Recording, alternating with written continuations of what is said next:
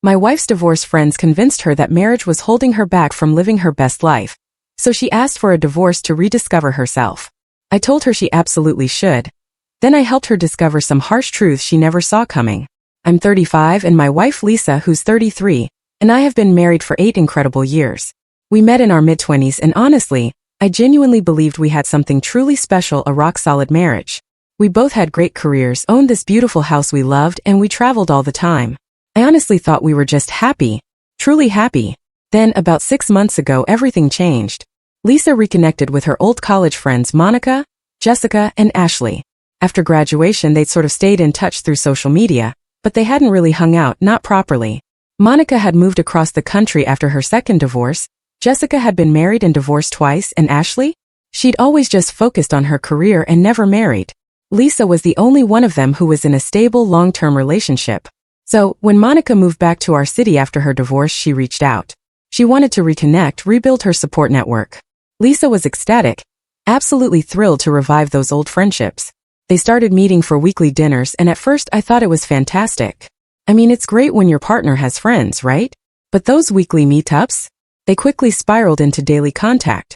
Lisa would come home buzzing, talking about how enlightened and empowered her friends were.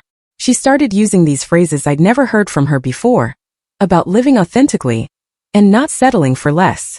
She began questioning things about her life that had never, ever bothered her before.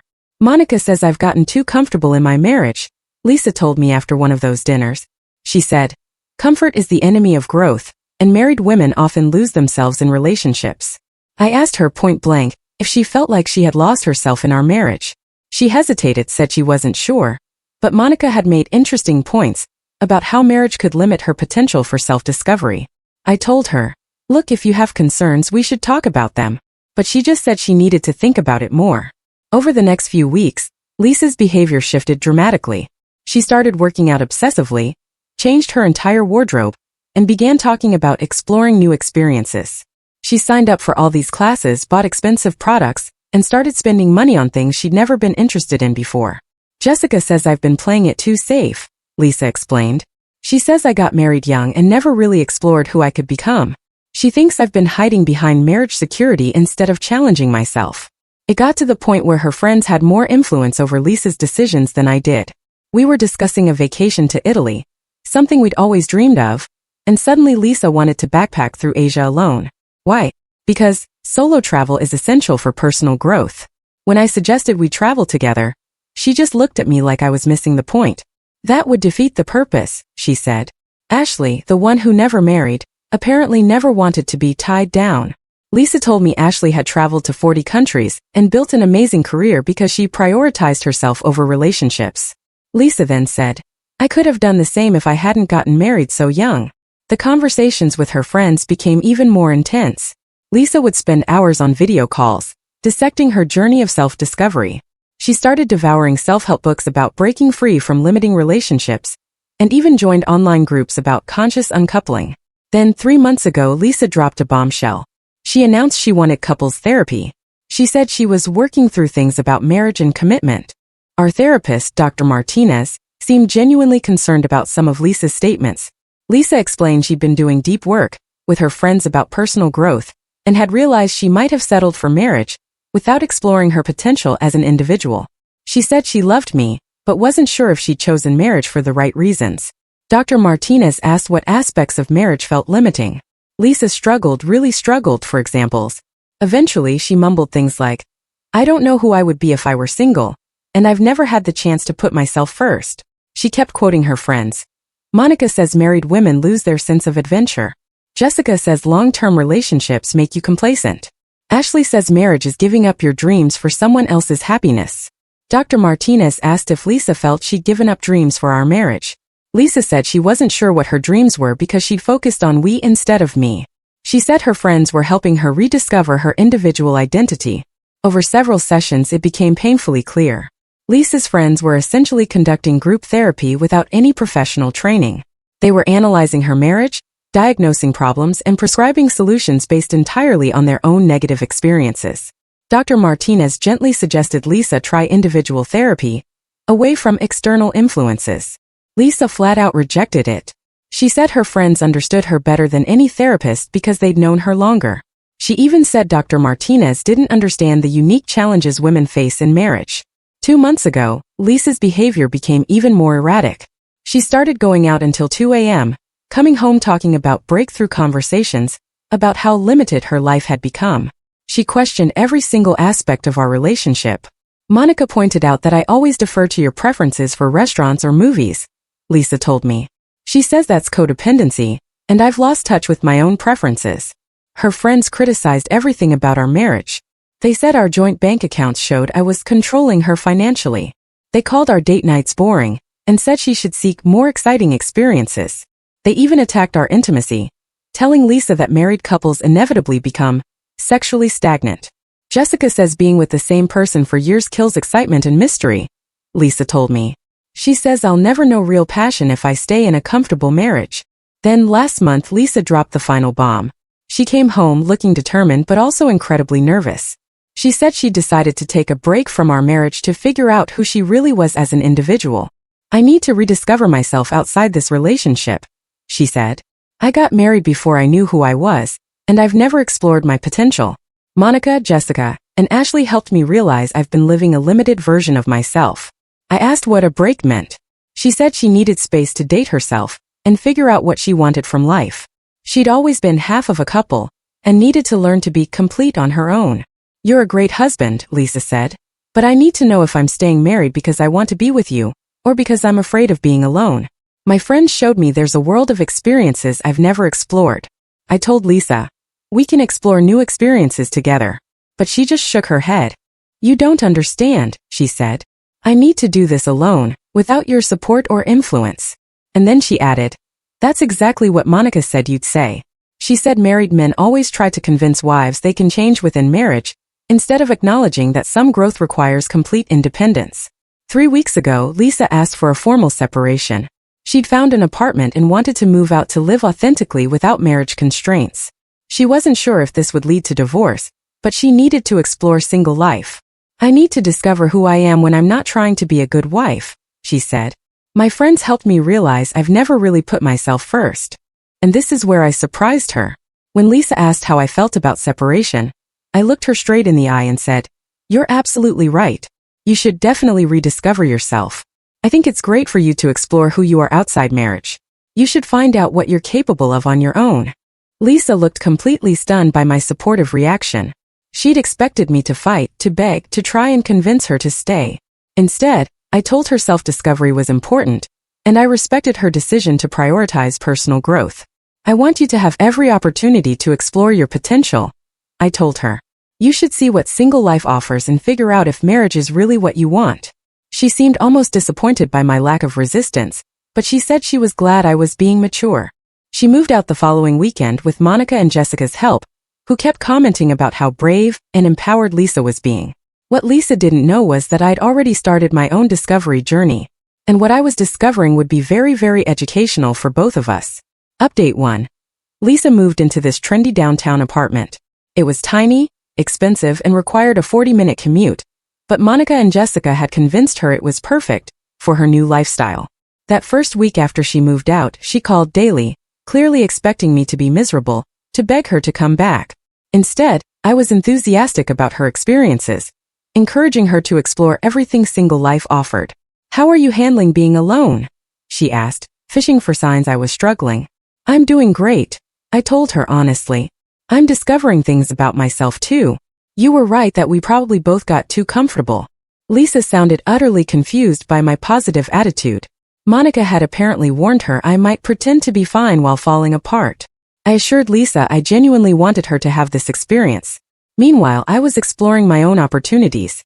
Without Lisa's expensive new habits, my monthly expenses plummeted. I had more time for interests I'd neglected, and I was genuinely enjoying the space to think without managing someone else's emotional reactions. 2 weeks later, I ran into Ashley at a coffee shop. She seemed genuinely surprised to see me looking relaxed and happy. How are you holding up? Ashley asked, clearly expecting to see a broken man. I'm doing really well, I said. Lisa was right that we'd gotten too comfortable. This separation has been great for rediscovering who I am outside marriage. Ashley looked confused, almost annoyed. She'd expected me to be struggling more with Lisa's decision. I just reiterated that I thought Lisa's choice was brave, and I was proud of her courage to explore her potential. About 3 weeks in, Lisa's calls became less frequent, and definitely more strained. She was having a harder time than expected, but she couldn't admit it without contradicting everything her friends had told her about empowerment.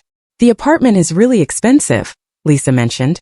I'm having to be more careful about budget than expected. I told Lisa that learning financial independence was valuable, and budget constraints might help her discover what she really valued. Lisa sounded frustrated, like she'd hoped I'd offer to help with expenses. 1 month in, my friend Mark mentioned Lisa had been telling people at networking events that she was newly single and looking to explore all her options, wanting to make up for lost time.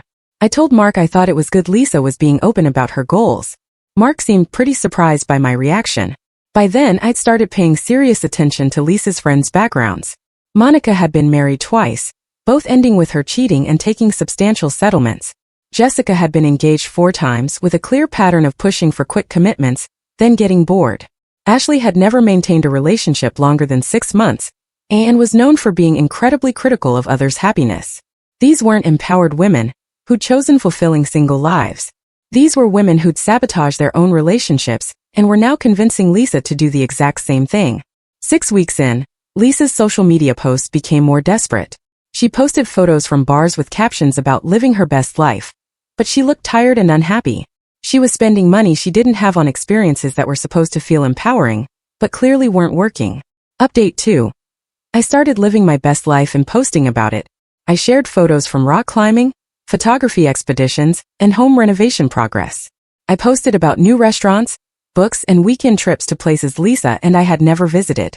Unlike Lisa's desperate-looking club photos, my post showed someone genuinely enjoying exploring new interests. The difference was striking. "You look really happy," my sister commented.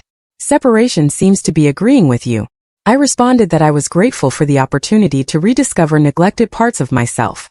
I said Lisa was right that people could lose themselves in relationships. Lisa saw these posts, and her reaction wasn't what her friends predicted.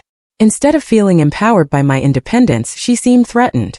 She called after I posted some camping photos. "You seem to be doing really well without me," she said, with a definite edge to her voice. I told Lisa I was proud of how well we were both handling separation. It showed we'd grown into strong, capable people during marriage and could both thrive independently. "Monica says men usually fall apart when wives leave them," she said. I laughed. Monica clearly hadn't known capable men, I told her. I said I'd been surprised by how much I enjoyed domestic tasks and maintaining the house alone. "You're not lonely?" Lisa asked, sounding genuinely disappointed. I told Lisa that solitude and loneliness were different. I was enjoying time to think and pursue interests without coordinating with someone else's schedule. 2 months in, I reached out to mutual friends who'd been concerned about Lisa's personality change. I didn't badmouth Lisa, but I was honest about what led to our separation. Lisa's questioning whether marriage held her back from discovering her potential, I explained.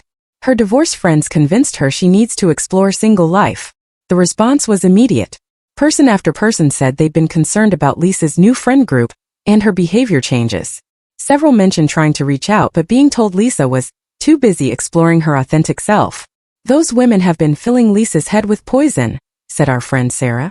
"Every time I've tried to spend time with her, they've been there, analyzing everything she says about her marriage." Lisa's sister, Amy, shared that Lisa had been calling family, asking for financial help because her apartment was stretching her budget. She'd also been complaining about how hard it was to meet quality people, and how disappointing her attempts at exploring options had been.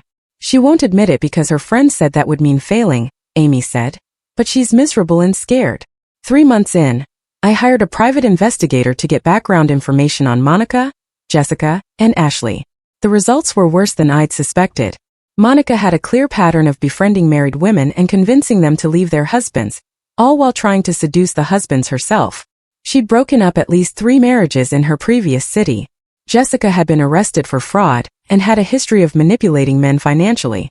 Ashley had been fired from jobs for creating hostile environments and had been in therapy for relationship sabotage tendencies. All 3 were struggling financially and emotionally, despite their claims about empowering single life. Monica lived off credit cards and alimony, while desperately seeking husband number 3. Jessica was between jobs and had been evicted for non-payment. Ashley was on antidepressants and had been hospitalized for a breakdown. These weren't successful, empowered women. These were damaged people who'd sabotaged their own happiness and were dragging Lisa down with them. For months in, Lisa's facade finally cracked. She called crying, saying she was having a really hard time adjusting. The independence she'd sought felt like isolation, and she was questioning her entire decision. "I thought I'd feel more free by now," she said through tears. "But I just feel anxious and lonely. Monica says that's normal, but I don't feel like I'm breaking free. I just feel lost." Update 3 5 months in, Lisa asked to meet for coffee. She looked terrible: weight loss, dark circles under her eyes, jumpy and anxious. She said she'd been questioning some of the advice from her friends. "I'm not sure this separation is working out how I thought," she said carefully. "I thought I'd feel more confident by now, but I mostly feel stressed and overwhelmed." I told Lisa her feelings were valid, and that if she was questioning her decision, maybe it was time to examine whether she was getting good advice from the people she'd been trusting. I then pulled out a folder of documents. "You said you wanted to discover who you really are," I said. "I thought you might be interested in discovering who your advisors really are too." I showed her the background information on Monica, Jessica, and Ashley. Lisa stared in shock as I explained Monica's pattern of breaking up marriages, Jessica's fraud history, and Ashley's relationship sabotage tendencies. "These aren't successful, empowered women who chose fulfilling single lives," I said. "These are people who consistently sabotage relationships and convince others to do the same. They're not helping you discover potential. They're dragging you down to their level." Lisa read through everything, tears forming in her eyes. "Why didn't you tell me this before?" she whispered. I explained that she wouldn't have believed me if I'd tried discrediting her friends earlier. She needed to experience following their advice before she'd be ready to see them clearly. "You said you wanted to discover what you were capable of," I said. "I wanted you to discover you're capable of recognizing bad advice and toxic influences. I wanted you to learn to trust your instincts instead of depending on others to tell you what your life should look like." Lisa cried harder, saying she felt like an idiot for trusting them. I told her that learning to recognize manipulation was valuable and would serve her well. This experience taught her things about herself and relationships she never would have learned otherwise. "So what happens now?" Lisa asked, her voice small. I told her that was entirely up to her. I learned about myself during separation too, and discovered I was capable of being happy and fulfilled alone. "If you want to rebuild our marriage, it has to be because you genuinely want to be with me, not because you're afraid of being alone." I paused, then added, "I want you to stay separated until you're absolutely sure about what you want.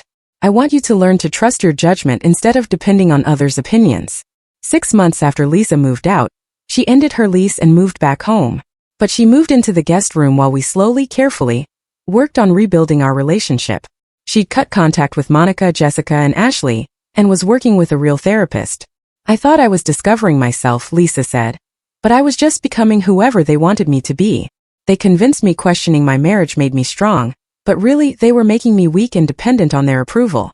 Lisa discovered that real empowerment comes from making your own choices based on your values, not rebelling against stability because others tell you to. She realized she'd been happy in our marriage, and her friends had manufactured problems that didn't exist. "They kept telling me I was settling," Lisa said. "But I wasn't settling. I was choosing. There's a difference between accepting less than you deserve and choosing something good, because you recognize its value." The reconciliation took almost a year. Lisa had to rebuild my trust by consistently making her own decisions instead of seeking validation from toxic people. We established better boundaries and communication patterns. 1 year after our separation ended, we renewed our wedding vows, with only people who genuinely supported our relationship present. Lisa wrote vows about choosing love over drama and building something lasting instead of chasing temporary excitement. Lisa did discover herself during our separation, just not how her friends intended. She discovered she valued loyalty, stability, and genuine partnership. She discovered she was strong enough to admit mistakes and mature enough to fix them. She learned real empowerment comes from making choices that align with your values. "The best thing about our separation wasn't discovering I could live without you," Lisa told me recently. "It was discovering I didn't want to. It was learning the difference between staying married because I was afraid to leave, and staying married because I genuinely chose this life with you. Today we have a stronger marriage than before. We communicate better, appreciate each other more, and are incredibly selective about who we allow to influence our relationship. We've learned to trust our judgment about what makes us happy instead of letting others define success for us." Lisa's friends thought they were helping her escape a limiting marriage, but they were trying to trap her in their cycle of relationship dysfunction. They wanted her to be as bitter and unsuccessful as they were, because her happiness made them feel worse about their own choices. Sometimes the most important journey of self-discovery isn't about exploring new possibilities. It's about recognizing the value of what you already have and learning to protect it from people who want to take it.